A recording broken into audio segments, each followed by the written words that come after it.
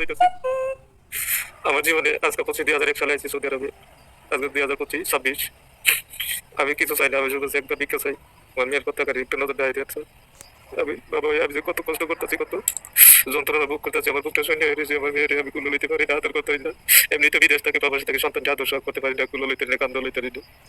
আমার আবেগ দিয়ে কখনো সমাজ পরিবর্তন হয় না ভাই। আমাদের আবেগ যতক্ষণ আছে অতক্ষণই আমরা বিপদের পাশে মানুষের পাশে থাকি।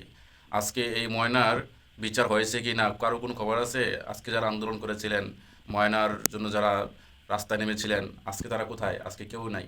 আজকে দেখেন, আজকে নতুন রামিসার খবরে মানুষ আবেগে আপ্লুত হচ্ছে, কিন্তু সেই ময়না থেকে শুরু করে আরও যারা ধর্ষণের শিকার হয়েছে কোথায়? আজকে তাদের সম্পর্কে আমাদের কোনো মাথা ব্যথা নাই। ঠিক আছে, কারণ কি আমরা ওই যে আবেগ আবেগ দিয়ে সমাজ পরিবর্তন হয় না ভাই। আবেগ ছাড়তে হবে, আবেগ আবেগ ছেড়ে দিয়ে বাস্তবতার মানে কাছে চলে আসতে হবে। তাহলেই সমাজ পরিবর্তন হবে। বাস্তবতাকে গ্রহণ করতে হবে, বাস্তবতার সাথে চলতে হবে। আর মানুষ সমাজের স্রোত যেদিকেই যাক, আমি নিজেই যেন বাস্তবতার সাথে চলতে চলতে পারি, সেই চেষ্টাটাই করতে হবে। সমাজের স্রোত যেদিকেই যাক, আমি যেন বাস্তবতাকে গ্রহণ করতে পারি, সত্যের সাথে সবসময় থাকতে পারি। রব্বি আদখিলনি মুদখালা সিদকি ওয়া আখরিজনি মুখরাজা সিদকি ওয়াজআল লি মিন লাদুনকা সুলতানান নাসিরা। যখন যেখানে নিবা সত্যতার সাথে যেন আল্লাহ আমাদেরকে নেয়, সেই দোয়াটা সবসময় করতে হবে।